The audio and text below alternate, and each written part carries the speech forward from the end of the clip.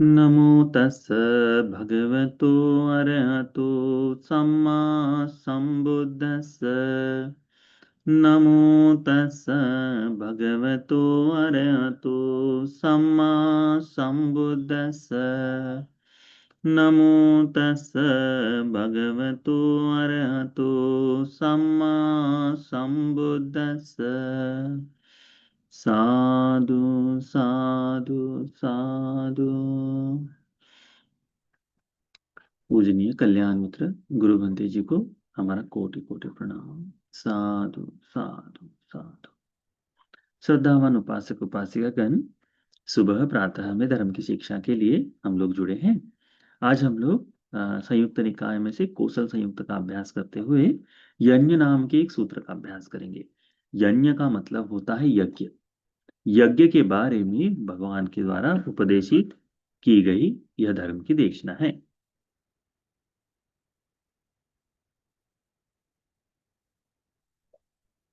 तो एक समय, यह घटना श्रावस्ती में घटित हुई है। तो एक समय प्रसेनजित कौशल महाराज जो है वह महायज्ञ करने के लिए तैयारी करता है। ठीक है। और उसमें सभी प्रकार के पांच पांच तरह से पांच बैल 500 पांचच उभसतानि ऊसभ सतानि पंचस वच्छतर सतानि पंचस वच्छतर सतानि थी पंच, ऐसे पांच पांच करके सभी जितने भी जानवर दिखाई देते हैं तुमको, वो सारे 500 की संख्या में इकट्ठा कराता है। और वे सारे राजमहल के बाहर बांध कर रखे जाते हैं। 500 दास 500 दासियां जो है, कर्म करने वाले, जो काम करने वाले, इन सभी के साथ। और ये सारे के सारे लोग कि अभी हमारी बलि दी जाएगी, इसीलिए रोते रहे। तो जब हत्या के लिए जाना है तो उस तरह से रुदन होता ही होता है। तो सभी लोग, जानवरों में भी वो क्रदन दिखाई दिया, और जो दास दासियां हैं उनके इसमें भी। और सभी भय से भयभीत होकर रह रहे थे। तो इसके पीछे का कारण क्या था?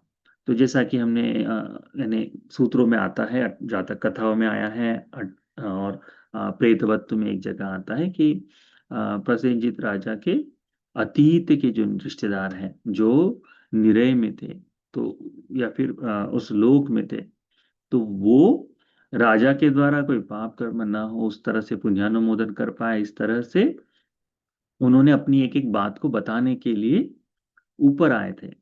तो जैसे कोई गर्म एक कलछी में पानी उबल रहा हो या कुछ उबल रहा हो, तो आपने देखा होगा कि वस्तुएं ऊपर से नीचे ऐसे घूमते रहती है। जैसे कोई सब्जी भी डाली हो, तो जब उबलती है तो ऊपर से नीचे जाती है। तो वैसे ही ये लोग भी उस लोक में ऐसे ही ऊपर से नीचे जा रहे थे। तो जैसे जैसे एक एक चीज ऊपर आ रही थी, तो उनके शब्द, मुख से एक एक ही शब्द निकल रहा था। किसी ने स कह दिया, किसी ने सो कह दिया, किसी ने न कह दिया।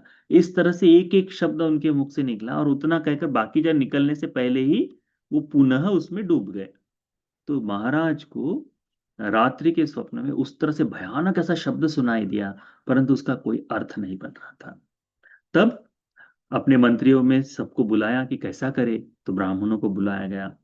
ब्राह्मण लोग ने आपस में मंत्रणा किए और इस तरह से चिंतन किए कि महाराज जब से भगवान बुद्ध जी की शरण में गए हैं, तब बुद्ध के लिए ही भोजन आदि की सारी व्यवस्था होती है, और हम जैसे ये समझदार पंडित ब्राह्मणों को कुछ भी प्राप्त नहीं हो रहा, कुछ भी लाभ नहीं हो रहा। तो ये सर्वसम्मति से ब्राह्मणों ने डिसाइड कर लिया कि महाराज से ऐसा ऐसा भी, मैंने महाराज से ऐसा कुछ करवाएंगे कि ये सब कुछ हमको ही मिले। तो इस तरह से महाराज को बताया कि महाराज ये बड़ा भयानक स्वप्न है, और इस कारण से तुम्हें, तुम्हारे संपूर्ण राज्य में बड़ा अंधकार छा जाएगा। 500 का, हर एक वस्तु में 500 का तुम यज्ञ करो। तो 500 गाय, 500 बैल, 500 भेड़, 500 मुर्गे से लेकर 500 दास, 500 दासियां, अलग अलग तरह से जितने भी, हर एक जानवर 500 के हिसाब से जमा कराया गया। किसके कहने पर? ब्राह्मणों के कहने। क्यों?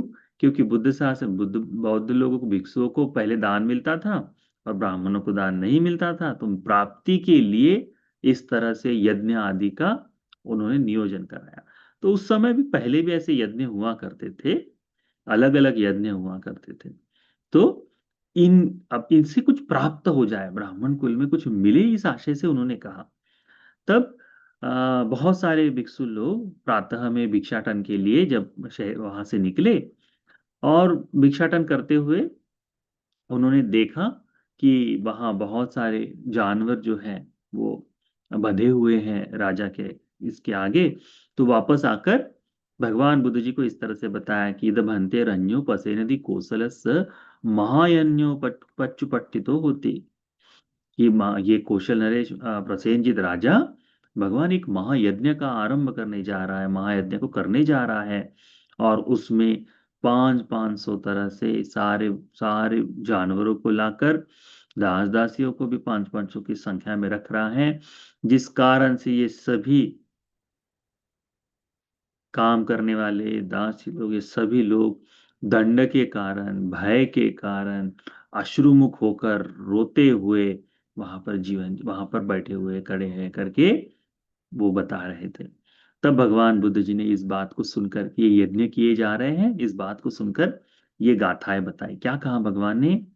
अस्समेधं पुरीसमेधं सम्मा पासं वाजपेयं निरग्गला महायज्ञ महारंभा नते होंती महाफला।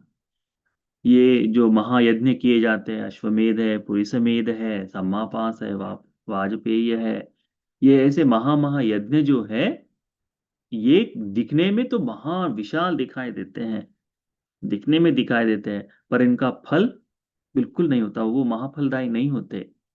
उसका कोई ऐसा, इसका बड़ा सा लाभ ऐसा भी नहीं है।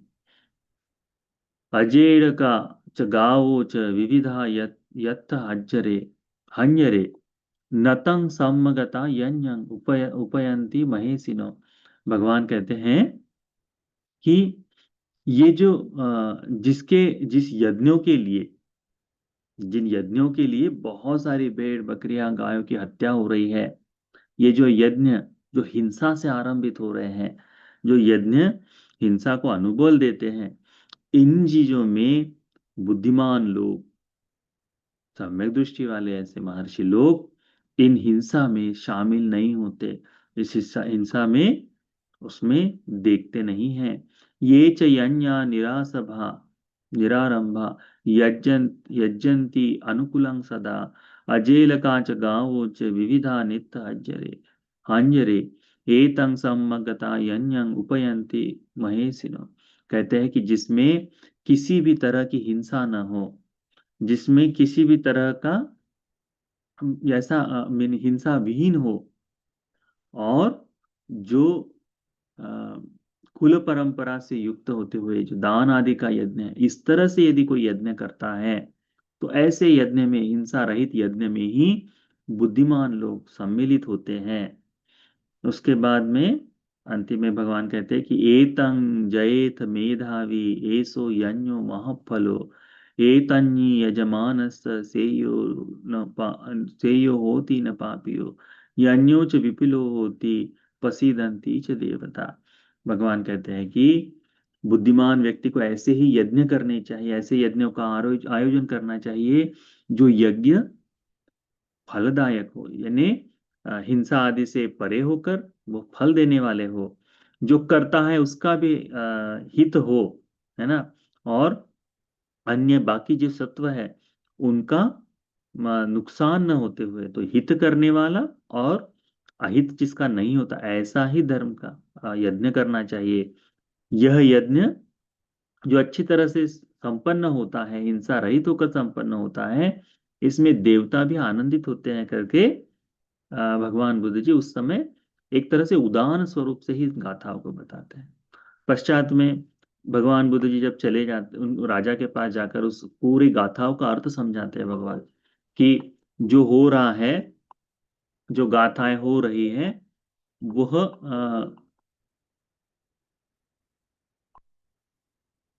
तो वह जो है गाथा, जो सुनाई दिया था तुम्हें कि स सो न आदि शब्द जो सुनाई दिए थे, भगवान बुद्ध जी उसका पूरा अर्थ समझाते हैं और बताते हैं कि ये तुम्हारे इतने ज्ञाति है, इतने वर्ष पुराने, काश्यप बुद्ध से पहले से वो चलते आ रहे हैं। उनका वो धर्म बताते हैं कि इन्होंने ये पाप कर्म किया, इस कारण से ऐसा हुआ है। तब महाराज को वो समझ में आता है और सभी को वो आजाद मुक्त करा देता है। जितने जानवर है, जितने दास दासी है, सबको आजाद कराकर दान का महायज्ञ आरंभित करता है। तो भगवान बुद्ध जी उस समय के आने वाली सारी परंपराओं के एक तरह से विरोध में बात किए थे। आज भी उसी तरह से, आज चाहे हिंसा का कोई अनुबल न करे पर केवल कुछ ही लोग, अन्यथा यज्ञ में बलि तो आज भी सबको सबके लिए मान्य होती है।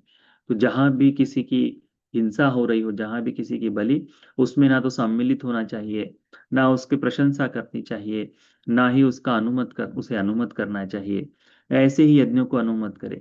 जब आप अपने घर में भोजन भोजन दान देते हैं भिक्षुओं को, जब आपके घर में किसी तरह का पुण्यमय का कुशल कर्म चल रहा है, ऐसे समय में जो धर्म धर्म के अनुसार है उस तरह से यदि दान दे तो उसे आप दान का यज्ञ ही कह सकते हैं। ठीक है, तो इस तरह का यज्ञ करने में कोई आपत्ति नहीं। ठीक, तो इस बात को ध्यान में रखो।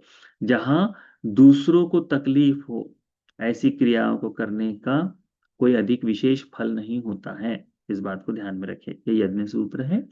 इसमें भगवान बुद्ध जी ने यज्ञों की जो हिंसादायक यज्ञ उनकी निष्फलता को बताया है। अहिंसा से युक्त होकर जो यज्ञ किए जाते हैं उसको अच्छा बताया है। देवताओं को प्रसन्न करने वाला भी बताया है। यानी वरदान देने वाले नहीं, परंतु उसमें आनंदित होने वाले कि अच्छा ये ज्ञाति ये व्यक्ति कुशल कर्म कर रहा है करके। ठीक है, तो इस यज्ञ सूत्र को याद रखो। इस सूत्र में भगवान ने कहा है कि अहिंसा से युक्त किए गए कर्म अपने लिए बहुत सुखदायक होते हैं, लाभदायक होते हैं करके बताया गया है। ठीक है, तो ये सूत्र आप सभी को परिशुद्ध धर्म का अभ्यास करने वाला, हिंसा से संपूर्णतः परे जाने के लिए, अहिंसा का भाव जगाने के लिए, धर्म के अनुसार आचरण करने वाला उपासक उपासिका बनाने के लिए उपकारी हो जाए। साधु साधु।